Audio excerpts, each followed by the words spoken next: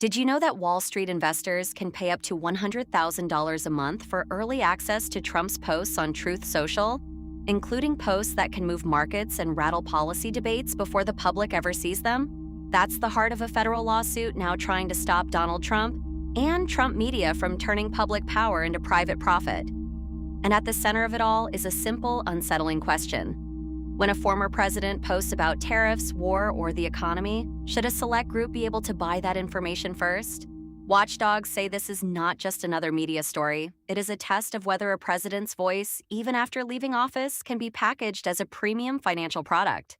The lawsuit says Trump and Trump media have created a system where subscribers with deep pockets can get early access to his Truth Social posts, sometimes before the public, before the press, and before markets have fully adjusted. That means a comment about trade, foreign conflict, or a sudden policy shift could become a trading advantage for those willing to pay for proximity to power. Sarah is watching this with alarm because the details sound less like ordinary social media and more like a modern pay-to-play pipeline. According to the complaint, the early access setup is not simply about exclusivity or VIP branding. It is about money, influence, and information asymmetry. If a post hints at tariffs, sanctions, military action, or economic pressure, the people who got the message first may have a real edge. And when the message comes from a former president whose words still move markets and dominate headlines, that edge can be enormous. Ashley says the story becomes even more striking when you think about who is doing the paying. These are not casual fans buying a better app experience. The reported subscribers include Wall Street players, hedge fund insiders, and elite financial clients paying as much as $100,000 a month for first-look access. That number alone raises eyebrows, but the bigger issue is what they are buying. A chance to get ahead of the crowd on statements that may affect stocks, currency moves, defense sectors, energy prices, or investor sentiment.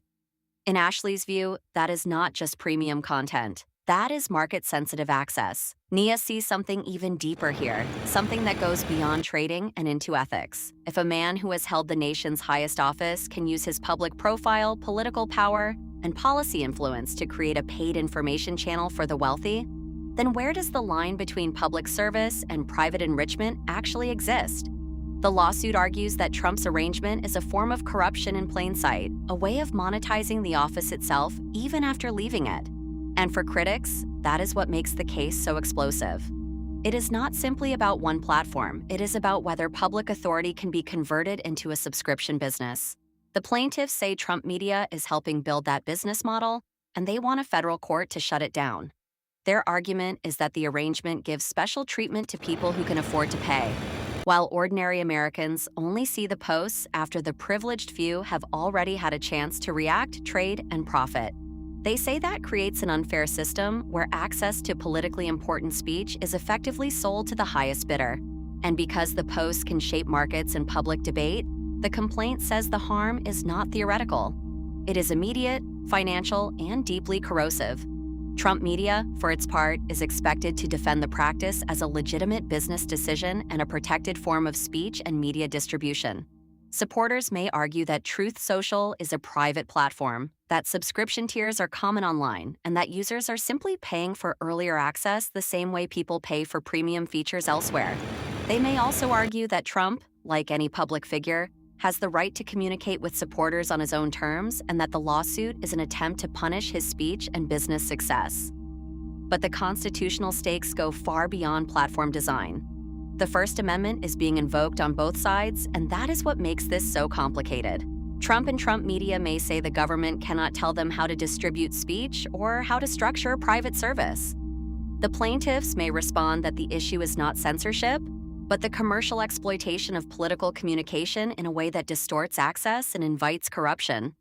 They argue that when public-facing statements from a former president are selectively sold to wealthy subscribers, the problem is not the content alone. It is the unequal, paid distribution of influence. Then there is the Fifth Amendment angle, which raises a different kind of fairness issue.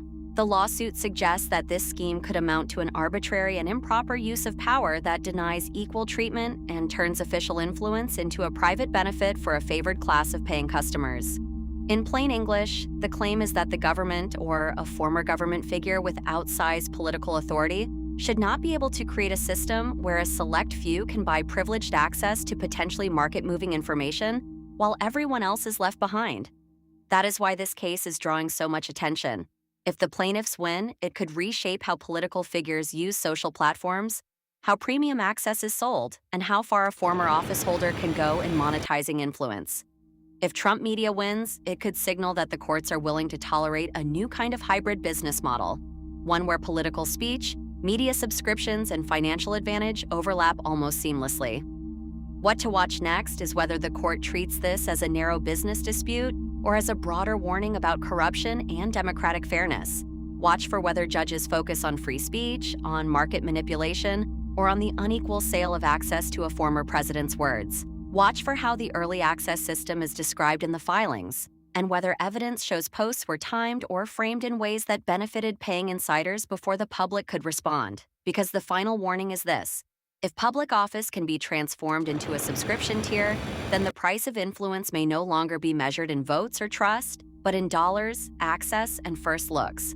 And once that door opens, it may be a lot harder to close than anyone wants to admit.